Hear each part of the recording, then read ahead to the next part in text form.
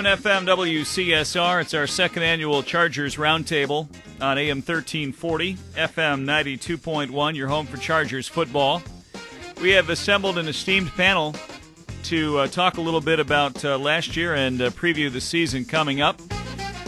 Week from Friday night at Frank Muddy Waters Stadium against Ferris State University. We want to pack that joint out, and we'll talk a lot about the team and the schedule and all the rest. Joining us tonight on the panel, and it's a good one, all the way from Lake Michigan, former Charger player and the host of ChargerBlue.com, Andy Losik. Andy, how you been, bro? Hey, I've been doing great. Just chomping at the bit to get this season going. But like you, Andy, I make my real living teaching, and so you can't wish summer away too fast in order to get to football season. Dan Bisher does the home games on television and a lot of the road games on the radio with me, and he's in studio tonight. Dan, how you been? Outstanding. Hi, Andy. Hey, Dan. Andy. Hi, Andy Losik.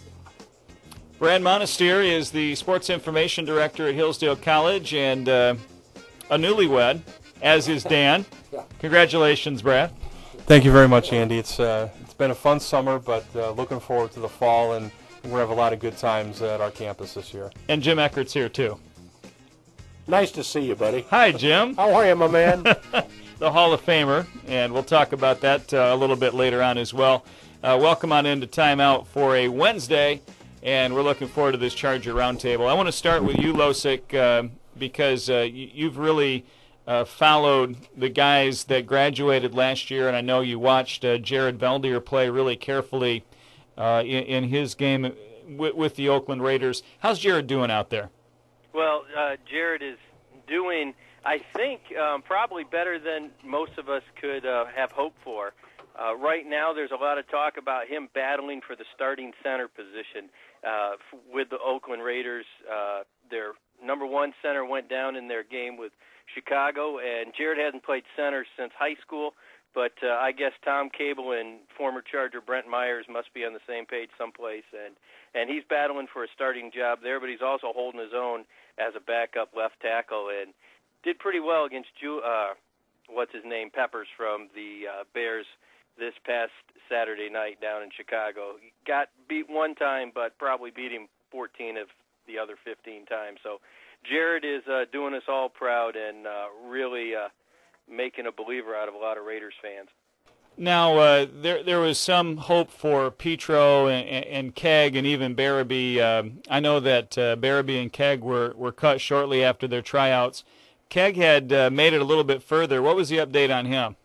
Well, it sounds like in about May, I think, just after you did your interview with AJ, he got word from Tom Eckhardt and the Browns staff that he wouldn't be coming back. But what a great opportunity for those three guys just to get to go to a mini camp and to get to pursue that dream for at least a little bit.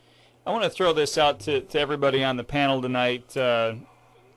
Looking back at the impact of the 2009 season, it's largely one of the most successful in the history of the program, with the first playoff win in the NCAA tournament, the win over Grand Valley, the first in a long, long time. What do you think is going to be the legacy of that season? Will it have a tangible impact on this team going forward? What do you guys think? Well, Andy, I think there's no question Hillsdale football got put back on the map last fall, and we had a successful start to the season. And then you get to kind of the middle of the season, a win over Grand Valley kind of gets you up to the next level. That gets you noticed on a statewide and a nationwide basis. And then what we're able to do is not have any letdowns from that. Our level of play picked up from that victory, which I would say is almost tougher to do than winning the Grand Valley game by itself, is not having any kind of letdown, raising your level of play from there. What is considered success now has a different standard for us than maybe it did even before that particular game. It's something that it can translate somewhat tangibly in recruiting, but that reveals itself over a several-year process.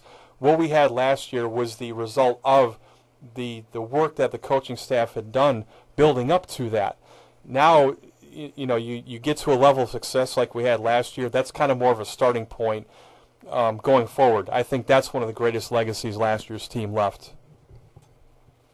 Well, Andy, I think that, it puts us out on a national scene. For example, you seldom used to see the Chargers being mentioned in anybody's preseason polls, and now I've seen them ranked anywhere from USA Today's 25th in the nation up to one poll that had them listed 11th in the nation. And I wouldn't discount that 11th ranking whatsoever. Also, it gives a lot of opportunities for the Charger players. A lot of them have been picked preseason All-American, which that's pretty new too. You might have had one or two guys in the past at the most, but now we got three guys being picked preseason All-American. And Jimmy Eckhardt, he's been there all these years, and he remembers the championship years of the early '80s, and he could probably do a better job of giving us a comparison to what this is like. The crazy thing is, as wonderful as last year was, that really belongs to those graduating seniors. And the real, I think, tough part for the coaching staff and the players this year is to forget that. That was wonderful. That was then, but now we're in a 2010 season, and this team has to build its own legacy. And never, ever have the first 3 weeks of a football season been as important, I think, as the first 3 weeks of this football season. Oh, yeah. I want to remind everybody that you can email the program at wcsrsports@yahoo.com. That's wcsrsports@yahoo.com if you want to weigh in on the conversation tonight. Andy, obviously you're the only man in this forum that actually played Hillsdale College football. What was the ride like for you last year? Oh, it was, it's that chance to ride that lightning again, that emotion. When I was a freshman there, now, we use the word play very loosely when we talk about my career as a Charger, but, I was there dressed for every home game and even got to go to some of the away games in a uniform. But anyway, that Grand Valley game took me back to my freshman year, 1990. Grand Valley came in ranked third in the country. Eric Lynch, before he had his stint with the Lions, was their stud, and all kinds of press about them and the waves they were making, and we were able to knock them off on a homecoming, very similar type Saturday. And so that took me right back to, some of those times when Hillsdale was always considered at the top preseason to be fighting for either a GLIAC or then for a while an MIFC championship. And so, as being a former player, there's a special level of pride that, you're all part of the same thing. And last year was really special for me. It just validated all these years that I've been doing ChargerBlue.com and believing in this program and knowing where historically this program still sits as one of the best small college traditions ever. It just validated that, and now you see some momentum coming back to build on that. To piggyback on that last question, I talked to Troy Weatherhead, quarterback, last week, and I asked him, what's the difference between coming in ranked preseason and the success you have? And he said one of the biggest things that he noticed is the confidence in, especially the freshmen. They understand what they're coming into, and they're proud, and they really value the opportunity to be part of this program. And that's not necessarily something that's been one of those automatics for a long, long time down there in Hillsdale. Brad, I wonder, out on the recruiting trail, and we'll talk to the coaches next Wednesday night at the event at the Market House, but you're there every day on campus. I wonder which game had the bigger impact, and I don't know if it's possible to quantify this, but the win over Grand Valley or the playoff win over Mankato. Maybe you take them as a package, but I wonder which one maybe the coaches talked about more, or which one had maybe the biggest impact.